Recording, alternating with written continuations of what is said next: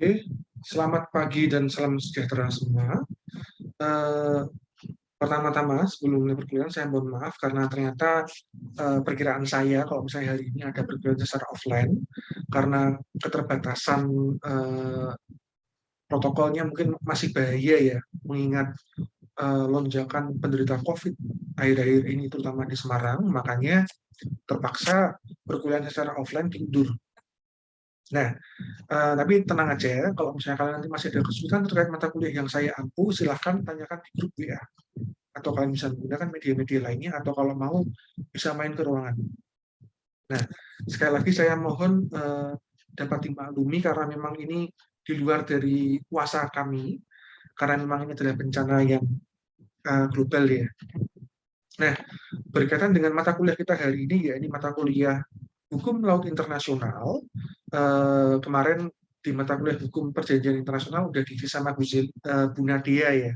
Nah, kemarin itu saya minta tolong untuk Bu Nadia mengisi karena kebetulan saya sedang sidang mahasiswa skripsi, tapi juga sebagai ini supaya sebagai perkenalan.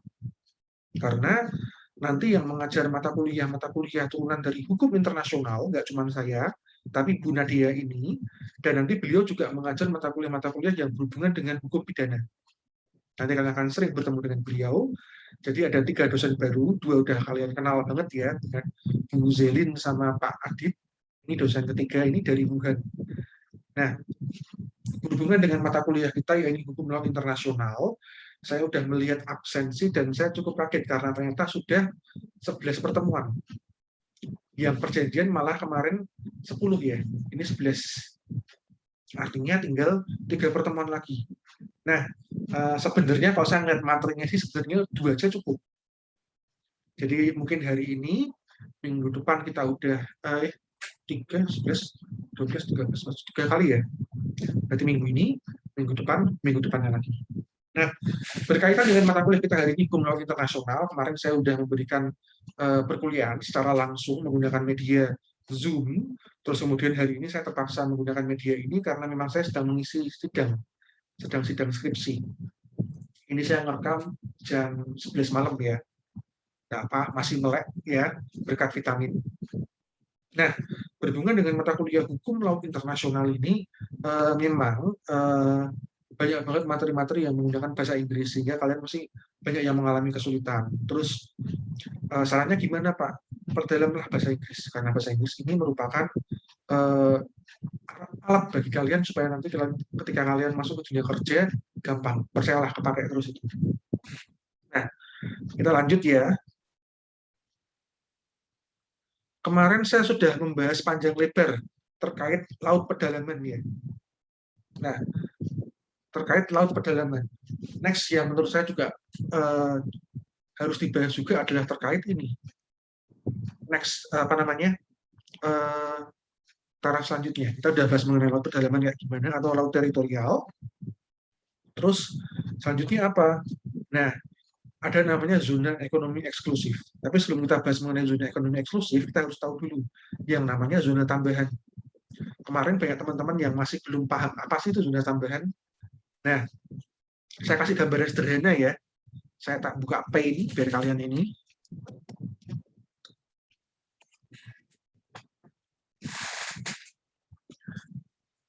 Oke.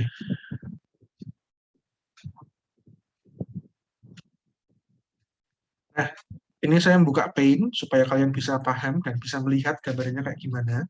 Jadi pada dasarnya kalau kita bicara mengenai zona tambahan, itu kalau sama makan gambarannya ya, seperti ini misalnya. Ini katakanlah dasar laut ya. Nah, kalau misalnya zona laut teritorial itu cuma sampai sini, 12 mil. Ya, ini sampai sini 12 mil. Oke. Kalau zona tambahan itu apa? 12 mil setelah ini. Nah, lebih dari ini namanya ZEE.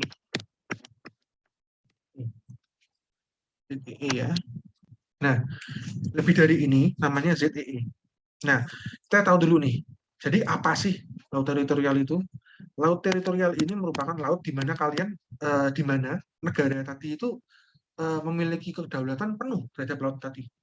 Jadi laut teritorial itu ya kalian bisa apa namanya berenang di sini. Terus kemudian kalau negara lain mau lewat sini harus izin dulu. Terus kemudian misalnya kalian mau ngambil apa namanya ikan-ikan yang ada di dalamnya, silahkan. Negara lain tidak boleh. Terus kemudian kalau kalian mau gali yang ada di dalamnya ini, ngambil bongkahan-bongkahan apapun, emas lah atau mungkin minyak lah dan lain-lain, silahkan. Nah, lain halnya dengan apa namanya zona tambahan. Zona tambahan ini sekali lagi itu adalah zona yang berada di posisi setelah ini apa namanya laut teritorial. Dia sebenarnya hampir sama dengan laut teritorial, tapi dia nggak punya yang namanya hak politis.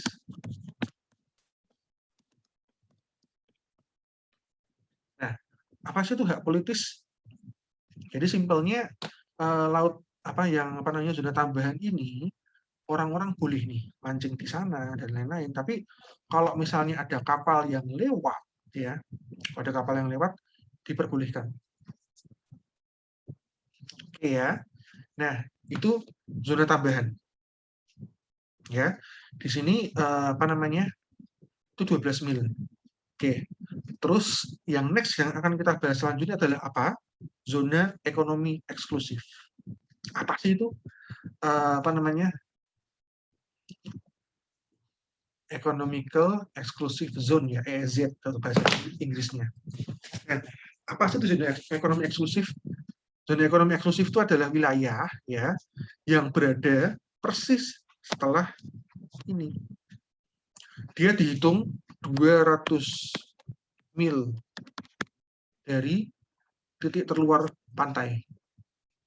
Kita kemarin udah bahas ya tentang caranya menghitung garisnya itu kayak gimana, mulai dari yang titik terluar pulau, terus kemudian pulau yang terluar dan lain-lain itu sudah saya bahas kemarin. Mungkin kalian bisa saya refreshing lagi melihat mata kuliah pertemuan sebelumnya supaya kalian paham. Kalian juga bisa membuka buku-buku yang saya rekomendasikan di ini slide saya. Nah, 200 mil dari garis terluar pantai ya. Artinya berapa? 200 mil dikurangi 12 sama 12. Artinya berapa? 24 kurangi 12 berarti 24 kurangi 200 ya.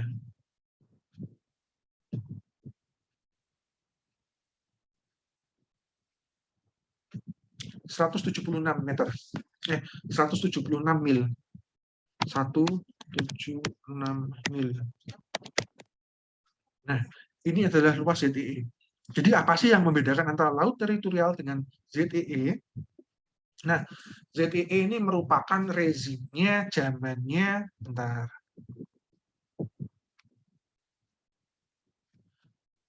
Saya akan balik ke slide lagi.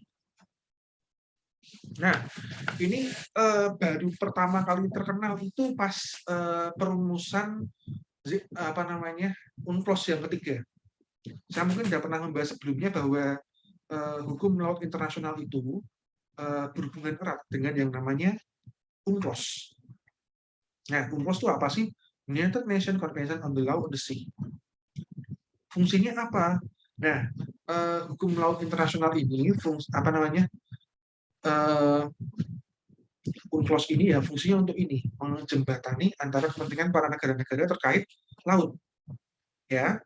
Nah, yang pertama mungkin yang paling menjadi tonggak sejarahnya pertama adanya ketentuan kajian terkait laut. Terus yang kedua ini kurang begitu terkenal, tapi yang ketiga ini menurut saya yang paling ini paling mendapat perhatian dunia. Kenapa? Karena itu tahun 1982 waktu itu nah waktu pertama kali perumusan itu ini sebenarnya buah dari hasil pemikiran KTT Asia Afrika. Nah, dengar nggak? Konferensi tingkat tinggi Asia Afrika. Nah, konferensi tingkat tinggi ini membahas berbagai macam hal, tapi yang paling terkemuka adalah pas tahun 1971. Ya. Nah, yang paling terkemuka adalah pas tahun 1971. Nah, di KTT ini ada negara yang Kenya ya waktu itu. Nah, Kenya ini dia membuat sebuah proposal terkait konsep yang bernama zona ekonomi eksklusif. Yang intinya apa? Nah, zona ekonomi eksklusif itu merupakan zona di mana orang-orang yang pemilik negara yang ini untuk garis ini ya, untuk negara-negara pantai ya. Dengan adanya zona ekonomi eksklusif ini, negara-negara yang punya pantai tadi memiliki hak khusus. Ya, mereka bisa menguasai laut yang berada di wilayah zona ekonomi eksklusif ini untuk misalnya mengeksploitasi ikannya, mengeksploitasi ikan, terus apalagi ya, macam-macam ya, mengeksploitasi ikan, terus kemudian bangun ini gambarnya mana? Nah, bisa mengeksploitasi ikannya, terus kemudian eh, mengeksploitasi ikan, terus kemudian kapal kalau lewat ya harus izin ya, terus kemudian nggak ada politis, kapal kalau lewat biasa aja, tapi eh, ikan itu menjadi keseluruhan milik negara pantai ya, terus landas kontinen itu menjadi keseluruhan milik negara pantai. Nah, tapi negara-negara yang bukan pemilik zona ekonomi eksklusif boleh melakukan dua hal. Yang pertama, lewat ya, hak lintas damai. Yang kedua, menanam pipa. Pipa ini ya, fiber. Ini kayaknya baru terkenal akhir-akhir ini, rezim tahun 2006 ke atas. Ya, karena emang pada tahun itu udah mulai keluar banyak kajian-kajian untuk kabel fiber optik. Ya. Jadi kalian kalau misalnya yang di rumah ini pakai internet fiber optik yang buander itu karena apa? Menggunakan jaringan lintas laut, lintas pulau. Jadi di laut ini dipasangnya kabel-kabel itu supaya internet banter. Ya, itu namanya kabel bawah laut. Ya, ini sudah mulai menjadi kajian dan kemudian juga sudah disahkan. Sehingga ini termasuk ke dalam wilayah zona ekonomi eksklusif. Negara lain boleh melakukannya dengan ketentuan pertama tidak merusak ekosistem wilayah sekitar, dan yang kedua ini untuk hal-hal yang berhubungan dengan non militer, untuk pemasangan ini fiber optik tadi, ataupun mungkin mungkin fiber optik ya, yang lainnya nggak ada kayaknya, itu aja. Nah, itu zona ekonomi eksklusif ya. Ini bisa kalian lihat. Nah, ada di pasal 57 UNCLOS 1982 tidak boleh melebihi 200 mil laut dari garis pangkal yang sudah kita bahas kemarin ya. Ini 188 kalau di minus garis teritorial, tapi kalau kita hitung juga dengan garis zona tambahan, jadinya tadi 176 ya, 176 seperti itu. Nah, terus kemudian ini hak-haknya ya. Terus muncul pertanyaan ya. Lantas bagaimana Pak kalau misalnya negara itu tidak lebih dari 200 mil antara negara satu dengan negara yang lain ya. Negara A, negara B ini luas wilayah lautnya ternyata nggak lebih dari 200 mil. Terus gimana? Nah, ini kita lihat dulu penentuan garis pangkalnya. Di sini adalah lanjutan wilayah daratan alamiah ya, yang lebarnya tidak boleh melebihi 350 mil laut. Karena kalau misalnya lebih ya udah dibagi dengan rata. Nah, terus kemudian setelah dihitung, kemudian ini dihitung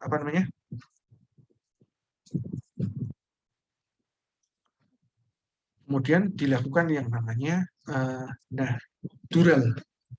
Oke. Dural itu merupakan sebuah proses perjanjian antara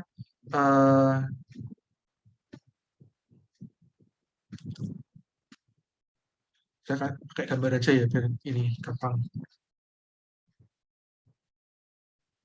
Dural itu apa sih? Biasanya kita umpamakan ini negara B. Lebarnya katakanlah 250 mil.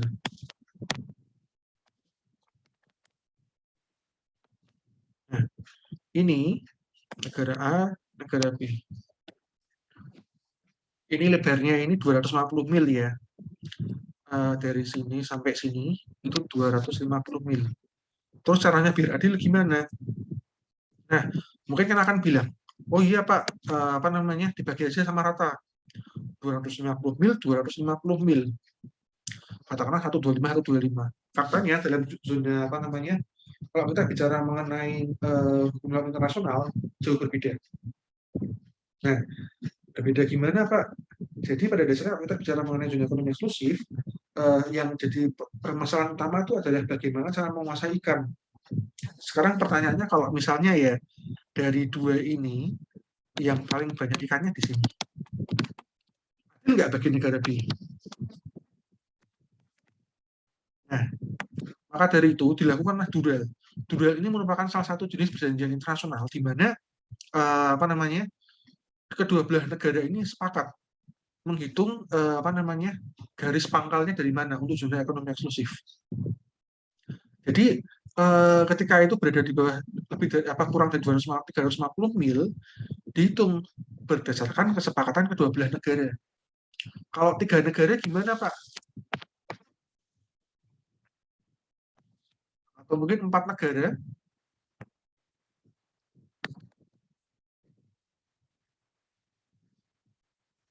ya bisa aja. Nah kalau seperti ini ya apa makanya butuh apa namanya penengahan ya. Penengahan di sini mungkin kalian udah pernah dijelasin sama Bu Nadia kemarin. Penengahannya ini dengan apa? Melalui ICJ, International Court of Justice. Itu memang sebuah lembaga internasional yang sering banget menangani kasus-kasus terkait apa namanya batas wilayah. Itu yang untuk civil court ya. Contohnya kasusnya kayak gimana sih? Mungkin saya tidak pernah nge-share videonya, yuk kita tonton.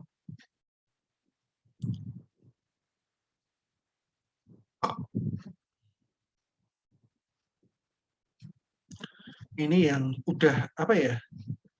Basi ya kalau saya boleh bilang. Natuna.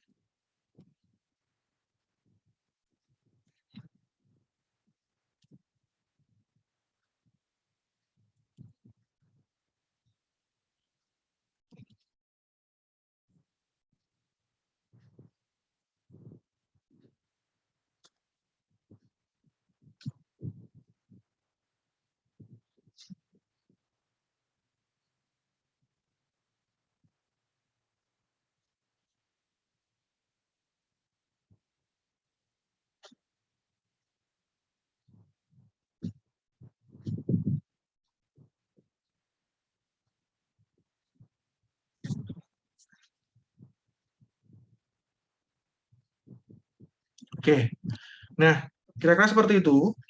Barusan yang kalian tonton itu merupakan apa namanya contoh kasus yang kalau saya boleh bilang terkait susahnya menentukan batas wilayah.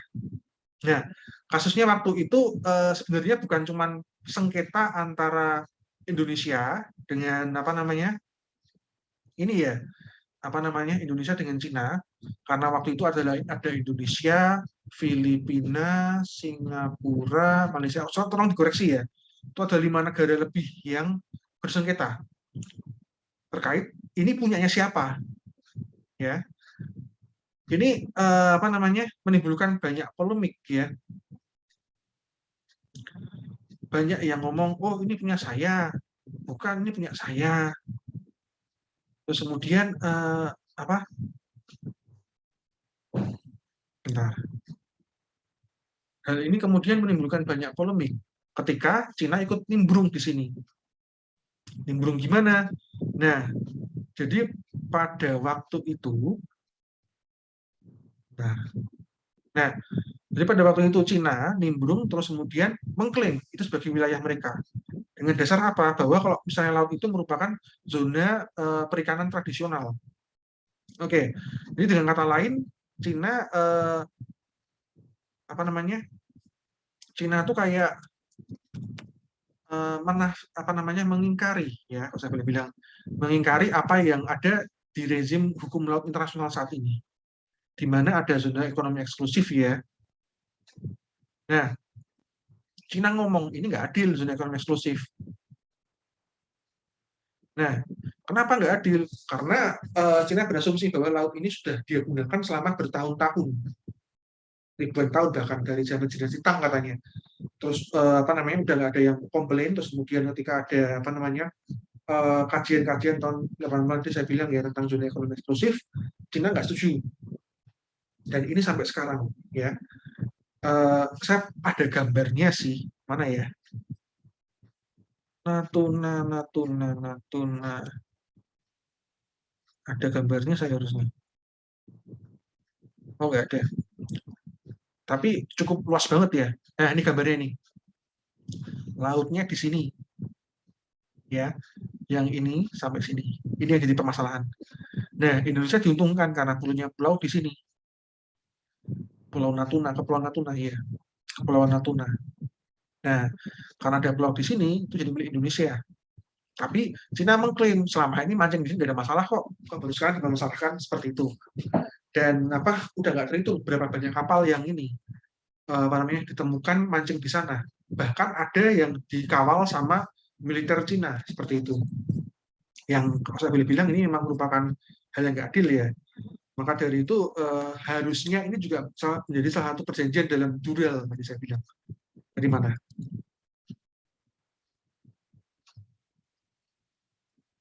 Ini ya.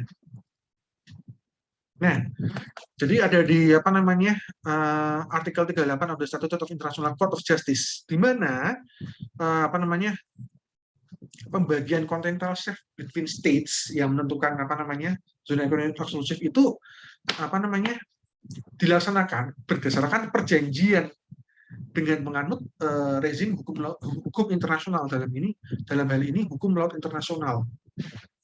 Nah, tapi faktanya memang ini ya, kalau saya boleh bilang dalam rezim hukum internasional itu seringkali hal-hal yang kita harapkan tidak sesuai dengan harapan. Ya, Dasolen Dasin ya sekali lagi. Cina sampai sekarang juga belum ada upaya-upaya yang dilakukan oleh apa namanya dalam hal ini ICJ karena memang sudah diajukan dalam ICJ tapi sampai sekarang belum ada tindak lanjut. Nah, kira-kira seperti itu. Itulah Dural, ya. Dural adalah upaya untuk apa namanya menengahi antara negara-negara yang bersengketa tadi melalui apa namanya perjanjian internasional supaya apa? Supaya ditemukan garis tengah di sini. Oke. Nah, next kita akan bahas di minggu depan terkait laut lepas. Ini nanti kita ketemu langsung ya menggunakan media YouTube, menggunakan media Zoom. Tapi saya berharap juga masih semoga pandemi ini bisa segera berakhir supaya kita bisa bertemu secara offline. Nah, terkait dengan absensi, ini akan saya share ya untuk absensinya. Kalian bisa nge-share di video ini, nanti bisa kalian pause dulu supaya kalian bisa menulisnya secara manual, ini ya. Nah, ini absensinya. Kalian punya waktu 3 jam dari sekarang. Oke, dari video ini di-share ya. Waktu kalian 3 jam, berarti ini mulai dari 10.50, berarti berakhir 10.50, 11.50, 12.50, 13.50, jam 2. Oke, waktu kalian cukup panjang, silahkan nonton, dan saya nggak akan ngasih tugas atau apa, silahkan ngisi absen saja seperti biasa, tapi saya harap untuk video ini ditonton untuk menjadi bahan pembelajaran kalian. Udah di copy ya, atau di pause dulu. Nah, saya rasa cukup untuk perkuliahan hari ini. Saya mohon maaf yang sebesar-besarnya kalau ada kesalahan teknis ataupun kata-kata yang kurang berkenan. Sampai bertemu pada pertemuan selanjutnya. Wassalamualaikum warahmatullahi wabarakatuh.